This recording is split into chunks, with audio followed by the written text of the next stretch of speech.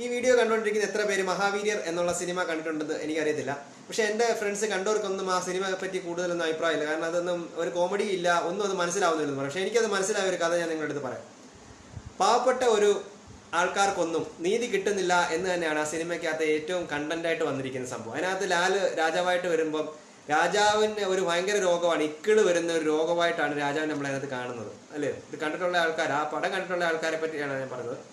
അപ്പം ആ രാജാവിന്റെ ഇക്കിള് മാറ്റാനുള്ള ഔഷധം ഒരു പാവം പിടിച്ച പെണ്ണിന്റെ കണ്ണീര് എടുത്ത് കുടിപ്പിക്കുക. ആ രാജാവിനെ കുടിപ്പിച്ചാൽ മാത്രമേ ആ ഇക്കിള് മാറ്റാനുള്ള ഒരു പ്രതിവിധിയുള്ളൂ, അല്ലെ ഒരു മരുന്നുള്ളത് പറഞ്ഞു. അതിനുവേണ്ടി ആ പെണ്ണിനെ ദ്രോഹിക്കാൻ പറ്റുന്ന കാര്യങ്ങളെല്ലാം ദ്രോഹിക്കും. പക്ഷെ എന്നിട്ടും സ്വന്തം നീതിപീഠത്തിന്റെ മുമ്പിൽ വെച്ച് പോലും അതിനെ ദ്രോഹിക്കപ്പെട്ടിട്ടും ജഡ്ജ് ഉൾപ്പെടെ ഉള്ളവരെല്ലാം നോക്കൂത്തികളായിട്ടിരിക്കുന്ന സമയത്തും മാക്സിമം അതിനെ ദ്രോഹിച്ച് രാജാവിന് വേണ്ടി ആ കണ്ണീരെടുത്ത് കൊടുക്കുന്നതാണ് തീം. അപ്പം പാവപ്പെട്ടവന് നീതി ഇല്ല എന്നാണ്